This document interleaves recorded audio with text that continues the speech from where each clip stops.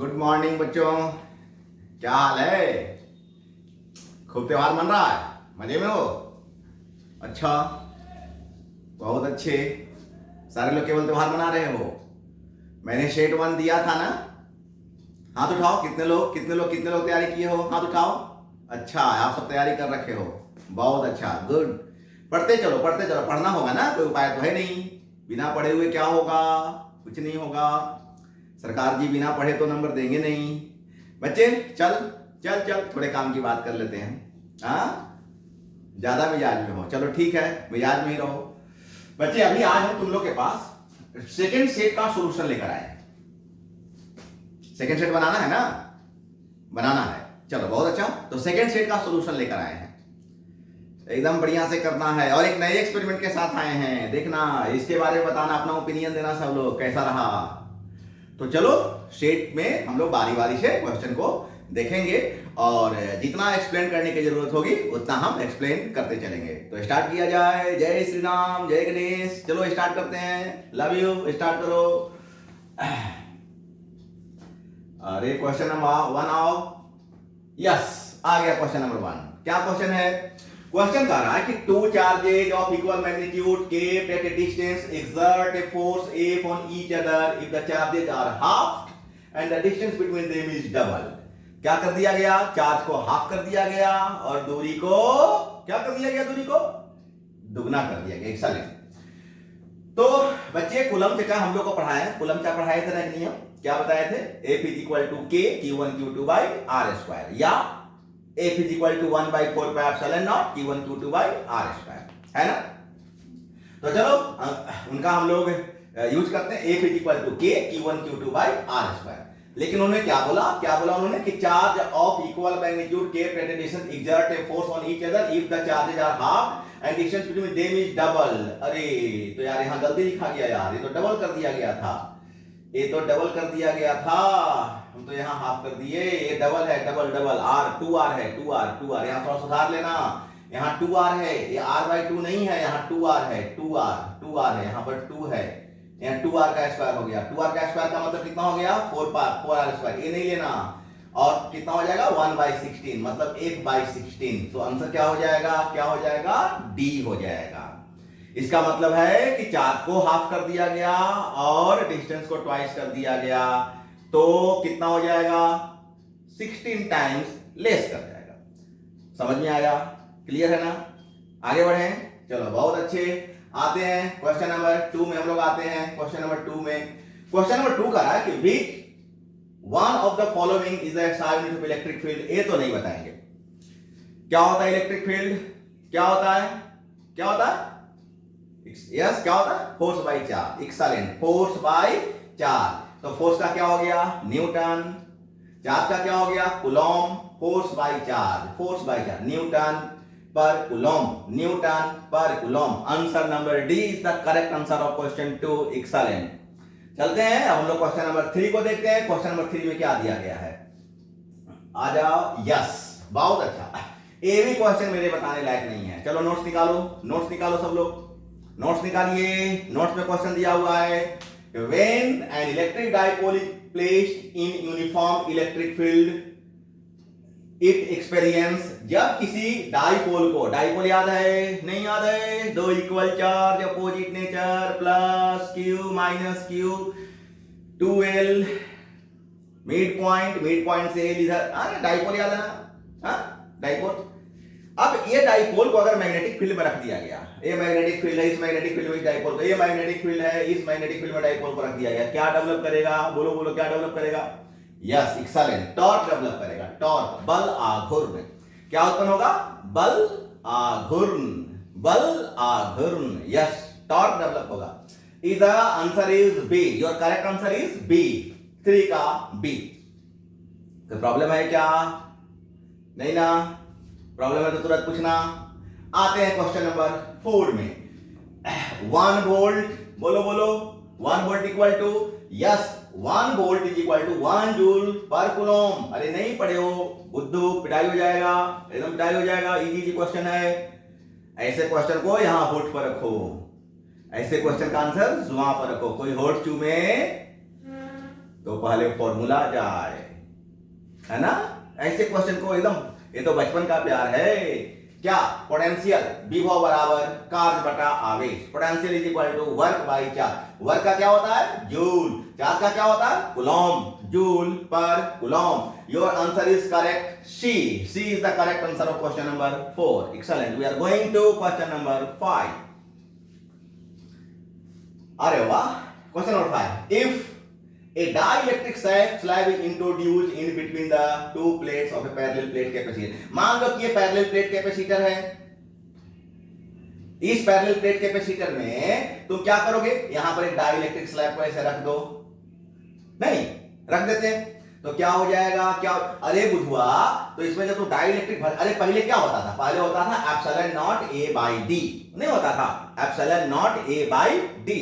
लेकिन रे बुधवा, तुम जब इसमें टी भर दिया, अरे ये देख पूरा यहां से यहां तक डी है ना रे बहुआ, और इसमें से तुम टी भर दिया, तब यही ना जगह बचा रे, तो डी माइनस टी नीचे घट गया, नीचे घट गया तो आंसर बढ़ गया। नहीं, अरे पगला, जिससे डिवाइड करना है वो घट गया, डिनोमिनेटर का नंबर घट गया, तो रिजल्ट क्या होगा, क्या होगा, अच्छा इंक्रीज कर जाएगा। एक्सीलेंट। इसका मतलब C is greater than C not, C is greater than C not, so your answer is correct, A increase कर जाएगा, राइट ना।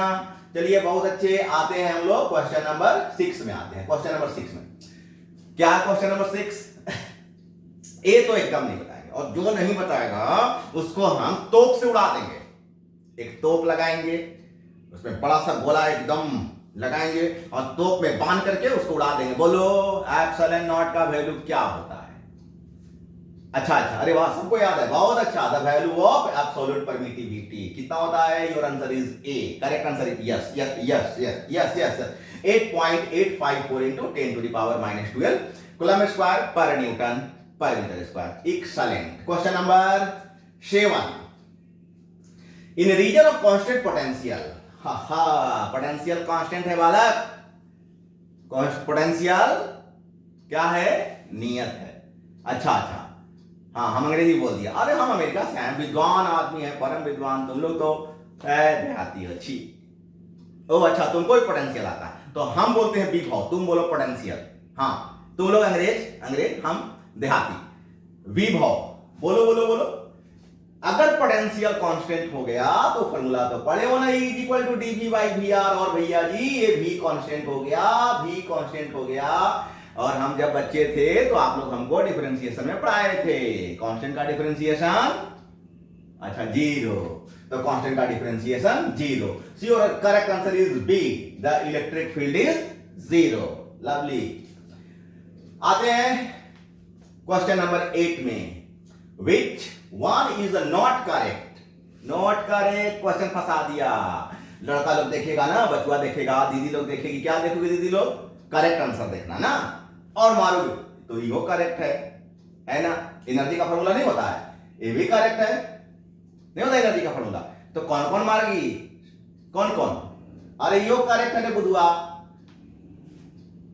ये गलत है खाली, क्यू भी स्क्वायर। देख सारा फॉर्मूला यहां लिख दिया है, V is equal to Q by C, और वर्क इज इक्वल टू क्या होता है, पोटेंशियल इनटू चार्ज। ये पोटेंशियल के बदले क्या पुट करेगा, क्यू बाई सी, नहीं करेगा बुद्धू यहां पर। और इसको इंटीग्रेट करना 0 से लेके क्यू तक, लोअर लिमिट 0 और upper limit 100% full charge, capital Q. Full charge का मतलब कैपिटल क्यू, तो 0 से क्यू तक इंटीग्रेट करेंगे, और 0 से क्यू तक इंटीग्रेट करेंगे तो क्या हो जाएगा, work Q square by 2c। एक ही आंसर इज करेक्ट। क्यू के बदले सी भी पुट कर देंगे तो आ जाएगा half C B square, half C B square, it is correct. Q भी by T, it is also correct. So answer is not correct only Q भी square, that means your answer is D, correct answer is D of the question. समझ में आ रहा है, एकदम clear है। बस ऐसे ही मारते जाना। अरे 35 का 35 लाना है ना। हाँ, एक भी क्वेश्चन नहीं छोड़ना। अच्छा बताओ, अभी तक 8 क्वेश्चन में कोई भी एक ऐसा क्वेश्चन दिया है क्या जो हम लोग का पढ़ा हुआ नहीं था, नहीं ना, है नहीं जी, लॉलीपॉप है, कोई मेहनत नहीं है, बस मिजाज से लगने का जरूरत। चलो क्वेश्चन नंबर 9 देखते हैं। आजा 9 नंबर, ये तो नहीं, ये तो मैं बात नहीं करूंगा, और जो इसके बारे में मेरे से बात करेगा उसका मुंह नाक तोड़ दूंगा। मैं छोड़ दूंगा नहीं, ये मतलब ये पड़ेगा। अब मेरे को बताना पड़ेगा क्या इलेक्ट्रिक फ्लक्स का यूनिट क्या होता है, नहीं ना। चल चल चल, तुम लोग तो विद्वान, हम खुद को समझाते हैं।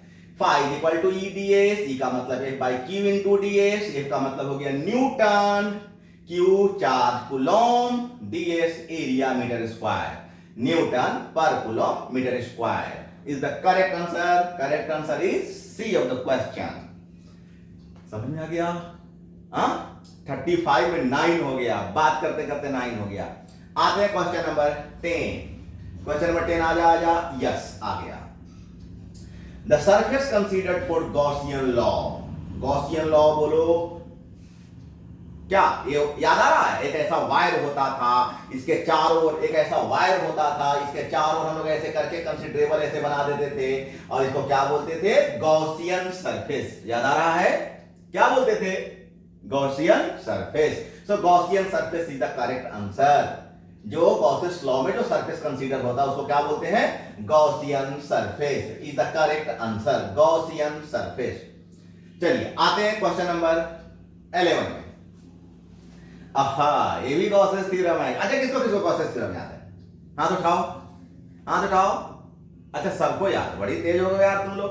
क्या गॉसियस थ्योरम कहता है? गॉसियस थ्योरम कहता है कि total flux is equal to 1 by epsilon not into charge. ये जो याद आ रहा है? हमको भी याद है। नहीं, in a closed path produce flux is equal to 1 by epsilon not into charge. अरे बकुआ, तो मान लो कि ये टोटल चार्ज तुम ऐसे ले लिया, ये क्यू बना दिया, यहां पर ऐसे क्यू बना दिया, तो इसमें कितना फेस हो गया? 6 फेस हो गया। इसका मतलब ये जो आंसर आया 6 फेस का आया, लेकिन तुमको चाहिए each phase one of its face. एक सतह से तो 6 से भाग दे देंगे। नहीं, 6 सरफेस में 1 by epsilon not into charge, तो 1 फेस में 1 by 6 into Q by epsilon not. नहीं, एक में पूरे में क्यू बाई क्या होता है? Flux is equal to q 1 by epsilon not into charge, तो एक में कितना हो जाएगा? बाई 6 हो जाएगा। 6 से डिवाइड करेंगे। समझ में आ रहा है? अच्छा, आ रहा है। बहुत तेज हो गए हो यार तुम लोग, बहुत तेज हो यार। कैसे इतने तेज हो गए हो भाई? चल क्वेश्चन नंबर 12 देखते हैं। ये तो मैं नहीं बात करूंगा और पटक देंगे जो बात करेगा इसके बारे में हमसे। ये तो बचपन का प्यार है। Ohm's law is followed by. Ohm's law तुम में लागू होगा, हाँ हमारा में लागू होगा, हो सकता है हमें भी लागू। हम लोग कंडक्टर हैं, पता है कहीं का। किस में लागू होगा? कंडक्टर में लागू होगा। मतलब योर करेक्ट आंसर इज ए। चल धीरे धीरे हम लोग आधा की ओर आ चले हैं। नहीं, अभी नहीं आधा है। जो मेरा मैथमेटिक्स खराब है, फिजिक्स टीचर है ना। आते क्वेश्चन नंबर 13 में। Drift velocity vd varies with the intensity of electric field as per the relation। बताइए ड्रिफ्ट वेलोसिटी किस पर डिपेंड करता है? तो आप फॉर्मूला नहीं पढ़े हो? I equal to NEAVD। नहीं पढ़े हो? ड्रिफ्ट वेलोसिटी किस पर depend? Drift velocity varies with the intensity of electric field with as per relation। तो ड्रिफ्ट वेलोसिटी किससे वेरी कर जाएगा? This answer is correct. Drift velocity directly proportional to electric field intensity. Electric field intensity. नहीं, अरे देखो ई को यहां ले जाओ तो आई बाई ई हो जाएगा, और आई बाई ई क्या हो जाएगा? इंटेंसिटी किसको बोलते हो? देखो ई स्क्वायर का तो प्रोपोर्शनल होगा नहीं, 1 बाई का प्रोपोर्शनल होगा नहीं, VD प्रोपोर्शनल कांस्टेंट तो रहेगा ही नहीं, तो किस पर वेरी कर जाए? ये तो सारा वेरी करने वाला चीज कौन सा हो गया? इलेक्ट्रिक फील्ड हो गया। कि ड्रिफ्ट वेलोसिटी वेरीज कर जाएगा with the electric field intensity as per the relation. अपने क्वेश्चन में कह रहा है, क्वेश्चन को ठीक से समझ।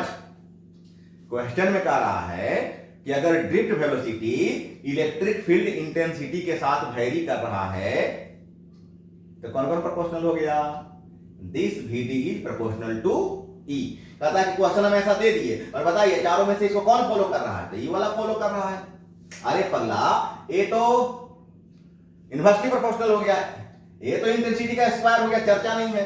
इसका तो कोई चर्चा ही नहीं है, केवल एक का चर्चा है कि VD proportional E। Drift velocity is directly proportional to electric field. Junction rule किस पर डिपेंड करता है? Junction rule is based on conservation of, नहीं ये नहीं होगा, दिस आंसर इज रॉन्ग, यहां गलत लिखा गया है, ये गलत लिखा गया है। जंक्शन रूल का मतलब हो गया फर्स्ट रूल, और फर्स्ट रूल किस पर डिपेंड करता है? सब संभाल लोगे, सब सुधार लोगे। It's answer is, correct answer is B, B is the correct answer, B is the correct answer. Yes, इसको नहीं देखना है, इसको नहीं देखना है, इसको नहीं देखना है, इट्स रॉन्ग आंसर। क्या होगा? हमसे नहीं गलती हो सकता है क्या? हमसे नहीं गलती हुआ है, ये कंप्यूटर की गलती कर गए हैं, मतलब correct answer is B, B is the correct answer. नहीं पढ़े हो? किरचॉफ के कितने रूल? 2 रूल, पहला जंक्शन रूल, दूसरा मेश रूल। पहला किस पर? कंजर्वेशन ऑफ चार्ज, दूसरा कंजर्वेशन ऑफ एनर्जी। तो first is going conservation of charge, so correct answer is B, B, not D, not D, B, correct answer is B, B. Now we are going to question number 15. Question number 15. Kirchhoff's loop rule, yes अभी तो चर्चा किए थे, बड़ा सरकार जी अच्छे हैं, एक एक क्वेश्चन वहां से 2 क्वेश्चन निकाल के दे दिए, बड़ी आराम आप लोग को। अब नहीं याद रहेगा तो कुट देंगे। First law, Kirchhoff first law, charge based on conservation of charge. Second law based on conservation of energy, based on conservation of energy. Excellent, your answer is energy. चलिए आते हैं क्वेश्चन नंबर 16 में। The resistivity of material of a conductor depends on, resistivity किसी चालक का विशिष्ट प्रतिरोध, विशिष्ट प्रतिरोध रेजिस्टिविटी किस पर डिपेंड करता है? टेम्परेचर पर डिपेंड करता है रे बुधुआ, टेम्परेचर पर डिपेंड करता है, लेंथ पर डिपेंड नहीं करता है, रेजिस्टेंस डिपेंड करता है। यदि आपको सेक्शन पर डिपेंड नहीं करता है, रेजिस्टेंस डिपेंड करता है, टेम्परेचर पर रेजिस्टिविटी डिपेंड करता है। तो your correct answer is C, 16 का सी, यस। आते हैं 17 नंबर में। एन सेल है, सबका इलेक्ट्रोमोटिव फोर्स ई है, और कैसा कनेक्टेड है? पैरेलल में है। तो बोले थे ना एन सेल है, बाई द वे एक सेल ऐसा है, दूसरा सेल ऐसा है, तीसरा सेल ऐसा है, ये ऐसे कनेक्ट है, ऐसे कनेक्ट है, ऐसे कनेक्ट है। तो इलेक्ट्रोमोटिव फोर्स तो बेटा जो इसका होगा वही इसका होगा, वही इसका होगा। क्यों होगा? क्लास में कितना बार चर्चा किए हैं कि टर्मिनल सेम है। देख बेटा, इसका यहां से जुड़ा हुआ है, सब यहां से जुड़ा, टर्मिनल सेम रहेगा तो इलेक्ट्रोमोटिव फोर्स में कोई अंतर नहीं आएगा। एक्सेलेंट। और पैरेलल है, इंटरनल का parallel, 1/r is equal to 1/r 1/r 1/r n बार, तो हो गया ना 1/r is equal to n/r, पलट जाएगा तो r is equal to r/n, r/n। So your correct answer is E and r/n, that means answer is correct, A of 17। हो half हो गया, 17 दूनी 34, 17.5 क्वेश्चन होता है क्या? गलती काटता है, गलती काटता है, हम ही से पढ़ना, मेरी बिल्ली मेरी को म्याऊं, गलती काटता है। 17 दूनी 34, एक तो ऐसे ही, एगो झालमुड़ी, एगो झालमुड़ी। कभी खेले हो ऐसा झालमुड़ी वाला? नहीं, हम लोग बच्चा लेते थे, इसको झालमुड़ी रख लो। तो क्वेश्चन नंबर 17। अब आते हैं क्वेश्चन नंबर 18 में। बढ़िया क्वेश्चन है 18। रेजिस्टिविटी ऑफ एलॉय मैग्नीन इज, तो देखो अभी तुम लोगों से हम बात कर रहे थे कि जो रेजिस्टिविटी होता है वो टेम्परेचर पर डिपेंड करता है, लेकिन एलॉय मैग्नीन है एक नियरली इंडिपेंडेंट ऑफ टेम्परेचर। एक अच्छा जीके जीएस है, ध्यान रखना, ये नियरली इंडिपेंडेंट। क्यों? क्योंकि जो एलॉय मैग्नीन है, due to free electron in conductor more temperature, जिस कंडक्टर में इलेक्ट्रॉन जितना ज्यादा फ्री होगा उतना ज्यादा भागेगा। नहीं, फ्री इलेक्ट्रॉन ना बेटा एक जगह से दूसरा जगह जाता है, तो अगर इलेक्ट्रॉन ज्यादा फ्री होगा तो ज्यादा भागेगा। अब ज्यादा भागेगा तो वहां पर क्या हो जाएगा? ज्यादा टेम्परेचर होगा। अब ज्यादा टेम्परेचर हुआ, ज्यादा कोलिजन होगा, ज्यादा कोलिजन होगा तो इलेक्ट्रॉन्स विद एटम्स और क्या हो जाएगा? लेस। तो इसका मतलब सारा खेल किसका है? टेम्परेचर का है। सो ये independent of temperature. Your correct answer is ए। ध्यान देना, रजिस्टिविटी ऑफ एलवाई मैग्नीन में लगभग टेम्परेचर पर या टेम्परेचर से इंडिपेंडेंट होता है, लगभग इस पर टेम्परेचर इस पर कोई इफेक्ट नहीं डालता है। बहुत अच्छा। आते हैं क्वेश्चन नंबर नेक्स्ट। नंबर पढ़े हो? ऐसा नंबर कोई नेक्स्ट पढ़े हो? नहीं पढ़े हो? 18 के बाद क्या होता है? 19 नहीं होता, तो नेक्स्ट नहीं हुआ। बोका हंसी उड़ाएगा मेरा। चल देख, the equivalent resistance of register in parallel combination. बचपन का प्यार है, क्लास 10 में पढ़े हो। पैरेलल में क्या होता है? घटता है। अरे गधा, 1/r = 1/r1 + 1/r2 बाई में है बेटा। देख, इसका मतलब r क्या हो गया? r1 + r2 / r1 × r2। ऊपर में क्या है? ऐड है। नीचे में क्या है? मल्टीप्लाई है। तो जोड़ में गुना से भाग देगा तो आंसरवा बढ़ेगा रे, बढ़ेगा। चल देके दिखा देते हैं। 2 + 3 और 2 × 3 कौन बढ़ गया? अरे बकुआ, गुना ना बढ़ता है, मल्टीप्लाई ना बढ़ता है। एक को छोड़ने के बाद मल्टीप्लाई बढ़ जाता है, तो क्या हो जाएगा? डिक्रीज कर जाएगा। ऐसे भी ध्यान रखना, सीरीज में इंक्रीज करता है, सीरीज में इंक्रीज करता है। उसमें r1 + r2 + r3 + r3 जुड़ते जाता है। पैरेलल में डिक्रीज करता। Your correct answer is B. Now we are going to question number 20। In a wheat stone bridge, if the battery and galvanometer are interchanged, then the deflection of galvanometer will be नहीं, कोई change नहीं होगा। Battery को galvanometer को interchange कर देने से क्या फर्क पड़ेगा? अभी भी तो क्या फर्क पड़ेगा? बैटरी भी चेंज तो गैल्वेनोमीटर भी चेंज। बढ़िया समझना, क्वेश्चन फंसाया खाली। मान लो कि तुम्हारा गैल्वेनोमीटर प्लस से जाके जुड़ा हुआ था, तो अरे बकुआ देख, ये प्लस है, यहां मान ले गैल्वेनोमीटर है, तो ऐसे जाके जुड़ा हुआ था। अभी क्या बोला कि गैल्वेनोमीटर भी चेंज कर दीजिए। कर देते हैं भैया, इसको माइनस कर देते हैं, इसको प्लस कर देते हैं, और गैल्वेनोमीटर भी चेंज कर दीजिए। तो अभी इधर से जाने लगा तो इसको भी चेंज किए, तो यहां के बदले यहां जोड़ दिए। समझ में आया? तो कोई फर्क नहीं पड़ेगा, मतलब not change. So your answer is going to C, 20 का सी। Yes, note change. थकते नहीं है क्या? लगातार बुलवा रहा है समय से। अपने रिच के लिखेगा, नहीं थके हैं। 21 देख, the nature of parallel current and anti parallel currents are.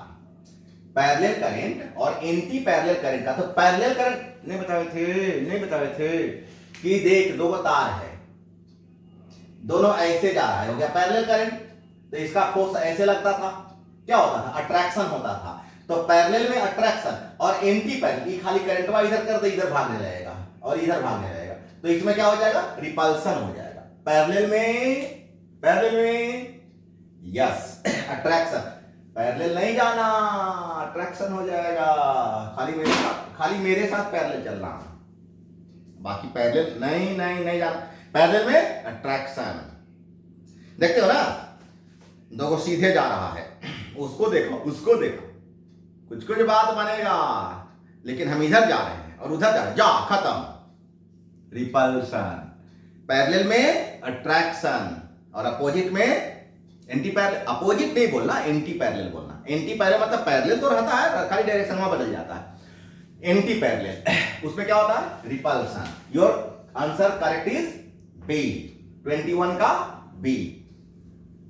आते हैं next question 22। A charged particle is moving on circular path with velocity v। एक चार्ज पार्टिकल है, सर्कुलर पाथ पर मूव कर रहा है, उसका वेलोसिटी v है, एक यूनिफॉर्म मैग्नेटिक फील्ड है जिसका अमाउंट b दिया हुआ है। If velocity of charge particle is double, ले अब वेलोसिटी को क्या कर दिया गया? डबल कर दिया गया। And strength of magnetic field is half, और मैग्नेटिक फील्ड को क्या किया गया? हाफ कर दिया गया। वेलोसिटी को 2 गुना कर दिया गया और इलेक्ट्रिक फील्ड को आधा कर दिया गया। तो साहेब नहीं पढ़े हैं फॉर्मूला? BQV = mv²/r। r बराबर क्या हो गया? mv/bq। v को दुगना कर दीजिए, बी को आधा कर दीजिए, ए वाला 2 भी ऊपर चला जाएगा, 4mv बाई बी क्यू। तो देखिए 4 गुना बढ़ गया कि नहीं। इसका मतलब हुआ कि अब जो वैल्यू आ रहा है 4 टाइम्स ज्यादा आ जा रहा है। 4 टाइम्स ज्यादा आने का मतलब हो गया कि your answer is, correct answer is B, 4 times, 4 गुना बढ़ेगा। अब हम लोग आते हैं, नहीं बताएंगे। कोई अगर हमसे मैग्नेटिक फ्लक्स का एसआई यूनिट पूछेगा तो हम कभी नहीं बोलेंगे कि इसका एसआई यूनिट वेबर होता है, कभी नहीं बोलेंगे। क्या नहीं बोलेंगे? वेबर नहीं बोलेंगे। तुम लोग वेबर कहोगे, अच्छा तो बोलो, मेरा क्या जाता है, मैं खाली यही बोल दूंगा कि वेबर कहोगे तो आंसर डी आया। Yes, correct answer is D. आते क्वेश्चन नंबर 24, साइक्लोट्रॉन महाप्रयोग। धरती के नीचे सब हम लोग अपने मम्मी पापा के पास आ गए थे, मरेंगे तो साथ ही मरेंगे, याद आ रहा है? 2012 का घटना है। धरती के नीचे प्रयोग हुआ था, नाम दिया गया था महाप्रयोग। ऐसा था कि एक एलिमेंट, एक प्लस चार्ज, एक पॉजिटिव चार्ज पूरे धरती को फाड़ देगा, धरती का तहस नहस हो जाएगा, गॉड पार्टिकल बना था। याद आ रहा है सारी घटनाएं? क्लास में हम चर्चा किए थे, लंबी चर्चा किए थे। और उसी तरह का एक मशीन धरती पर बना हुआ है जिसको हम लोग बोलते हैं साइक्लोट्रॉन। उसमें बीच में एक छोटा सा छेद होता है। चलो नोट्स निकालो, साइक्लोट्रॉन निकालो। किसको हम लोग उसमें एक्सीलरेट करते थे? तो पॉजिटिव चार्ज को एक्सीलरेट करते थे, तो positive ion. Cyclotron is used to accelerate किसको? Positive ion.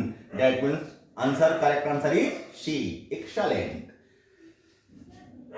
आजा नया क्वेश्चन, आजा आ गया 25।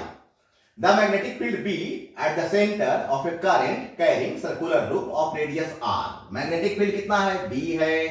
कहाँ रखा हुआ है? At the center of a current carrying circular, एक लूप है, इस लूप के सेंटर पर क्या रखा हुआ है? इसका रेडियस r है। तो magnetic field B at the centre, इसका मैग्नेटिक फील्ड कितना दिया हुआ है? B दिया हुआ है। तो फॉर्मूला नहीं पढ़े हो? B is equal to mu not I by 2R। Coil के लिए पढ़े हो ना? Mu not I by 2R याद कर रहे? हम लोग 2 से ऊपर नीचे मल्टीप्लाई डिवाइड करते थे ना। 4 पाई लाने म्यू नॉट पड़ा, 4 पाई लाने के लिए। तो छोड़ना, म्यू नॉट I बटा 2R होता है। इसका मतलब हो गया कि this magnetic field is directly proportional to R. So your answer is going inversely proportional to R, which means correct answer correct is B. 25 का B is the correct answer. 25 का B, yes. चलो 10 और बचा हुआ है, थोड़े से और बात कर लेते हैं। क्या? बस अब एंड की ओर जा रहा है। The distance between two parallel current carrying conductor is double. What will be the effect of force between the conductor? तो डिस्टेंस को अगर दुगना कर दिया गया तो फोर्स आधा हो जाएगा। नहीं, खुद सोच। तुम यहां और वो यहां। अभी तो बहुत फोर्स लग रहा है यार, बहुत फोर्स लग रहा है तुम लोग दोनों में। अब दुगना कर देते हैं डिस्टेंस। सर बहुत गंदे हैं आप। क्या हो गया? काहे गंदे हैं? अच्छा, फोर्स आधा हो गया। अच्छा चलो देख लेते कैसे। तो फॉर्मूला होता है फोर्स का, F is equal to mu naught upon 4 by 2I1 I2 by R into L। मतलब F is inversely proportional to R। अब R को अगर दुगना कर दिया गया तो 1 by 2 टाइम्स, मतलब आधा टाइम्स क्या हो गया? बढ़ गया। ये शॉर्टकट तरीका है, ये सब आंसर लाने का शॉर्टकट तरीका। फटाफट ऐसे आंसर लाना चाहिए। तो 1 by 2 times force becomes 1 by 2 times. That means your correct answer is 26। 26 is the correct answer. 26 का B is the correct answer. 26 का B force becomes half time. समझ में आ रहा है ना? हमेशा सच, हमेशा एकदम करेक्ट बोलते रहे। मतलब हम कंप्यूटर है ना, सॉफ्टवेयर है क्या? बोका हंसता है। अच्छा तुम गलती करो हम भी हंसेंगे। चलो, हंसता है, पढ़ता नहीं है बोका। चलो 27 नंबर देखते हैं। 27 मुंह तोड़ देंगे। 27 नंबर देखते हैं। हाँ, A moving charge particle experiences no force while moving through uniform magnetic field। तो कब नहीं फोर्स एक्सपीरियंस होएगा? जब दोनों पैरेलल होएगा। नहीं, इसका मतलब हुआ कि बी और भी के बीच कोई एंगल नहीं बन रहा है, that means they are parallel to each other, so this parallel line makes 0 degree angle. और फार्मूला क्या पढ़े हो? क्यू भी बी साइन थीटा, नहीं पढ़े हो? सब फार्मूला भुला जाते हो ना, फार्मूला ही तो ताकत है। हाँ, बिना रिंच का, बिना औजार का बढ़िया मिस्त्री बनेगा रे? इंजीनियर खाली बस इंजीनियर पढ़ने से बन गया? औजार चाहिए ना रे। तो तोर औजार कौन सी है रे? तोर औजार है फॉर्मूला। जितना फॉर्मूला याद उतना बढ़िया तू मिस्त्री। मिस्त्री बोले तो साइंस का स्टूडेंट। फॉर्मूला याद रखिए। और फॉर्मूला क्यू भी sine theta, theta 0 sine 0 0, no force. इसका मतलब केवल एक ऑप्शन है कि जब पैरेलल होगा that means option number B is the correct answer. If charge particle moves parallel to the magnetic field, अगर मैग्नेटिक फील्ड का पैरेलल वो मूव कर रहा है तो वहां कोई एंगल नहीं बनेगा, 0 डिग्री बनेगा। और जिस 0 डिग्री से वहां पर कोई फोर्स एक्सपीरियंस नहीं होगा। Is the correct answer. Yes sir. हाँ, the earth behaves as a magnet. हाँ, करता है। धरती तो चुंबक है ही, ये तो बचपन से पढ़े हैं। अच्छा, आगे देखते हैं।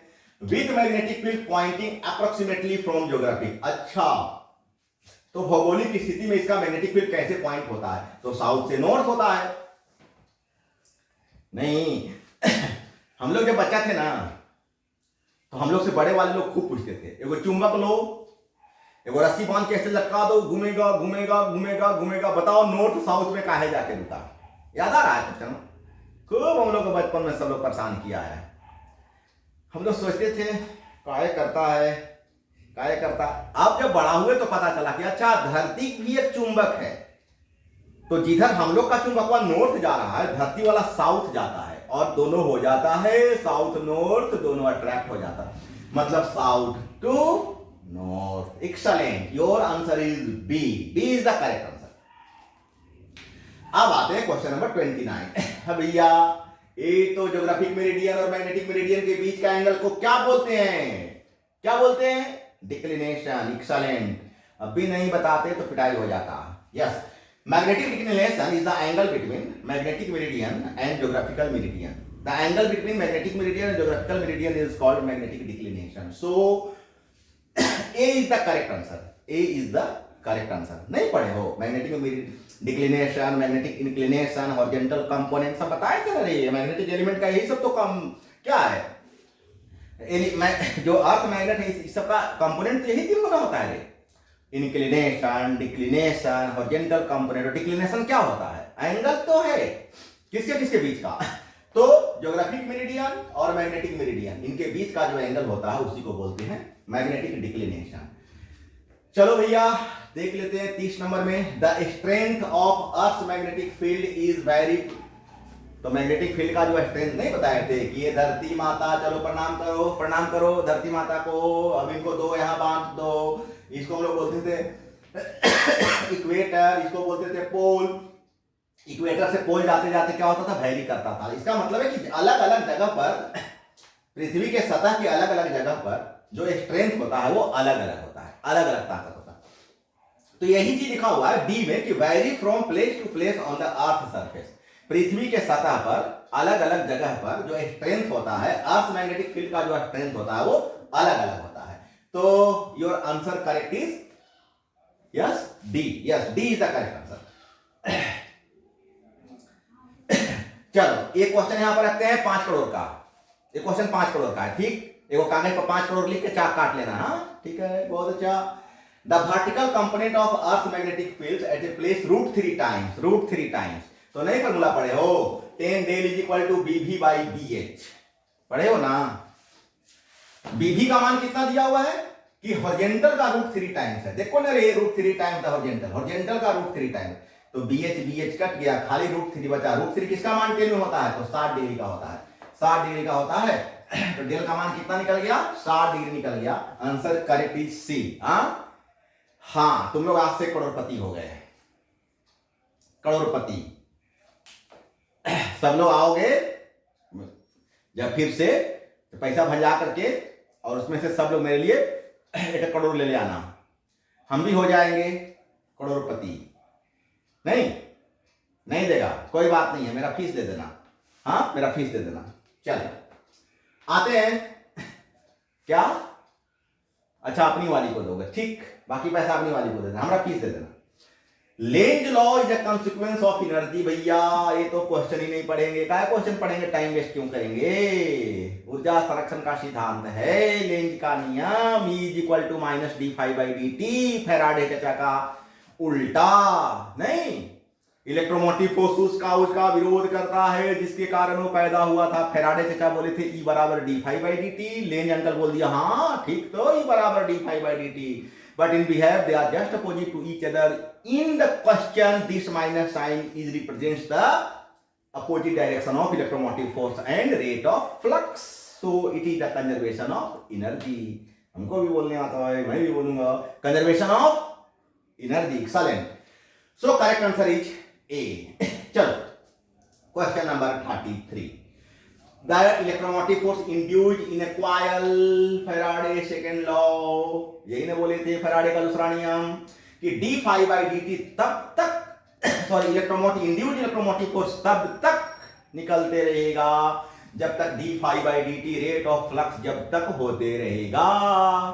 That means E proportional d phi by dt, यही फैराडे का सेकेंड लॉ है। So your correct answer is B, directly proportional to rate of change of magnetic flux. Rate of change of magnetic flux, चुंबकीय flux में परिवर्तन की दर विद्युत वाहक बल के समानुपाती होता है। यही है फैराडे चचा का दूसरा नियम, E proportional d phi by dt। बहुत अच्छे, आप लोग विद्वान हैं, मेरे बताने के बाद तुरंत याद आ जाता है। इंडियन हम लोग हैं, नकल करने में आगे। ऐसा यूनिट ऑफ म्यूचुअल इंडक्शन नहीं बताएंगे कि हेनरी होता है, एकदम नहीं बताएंगे। इंडक्शन इतना लंबा पढ़ाए हैं, सेल्फ इंडक्शन, म्यूचुअल इंडक्शन, और अभी तक आपको हेनरी के बारे में पता नहीं। अच्छा है पता, चलिए ठीक, तो बच गए। और next is the last question of your set. So we are going to question number 35 and the question belongs, magnetic field is parallel to the surface, magnetic field parallel का surface है, surface का parallel है, तो magnetic flux कितना होगा, zero होएगा। क्यों zero होएगा? फॉर्मूला होता है BA cos 90।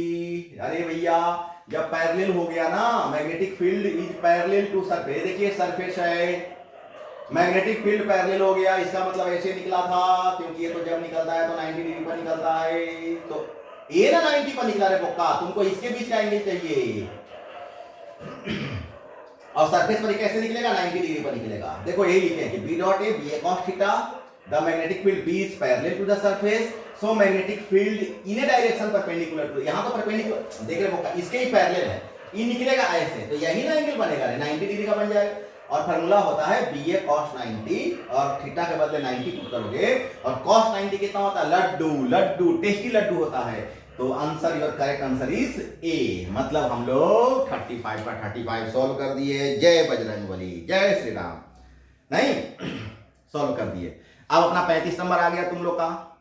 अब चलो कुछ खर्चा वर्चा करो, 35 का 35 याद कर लेना।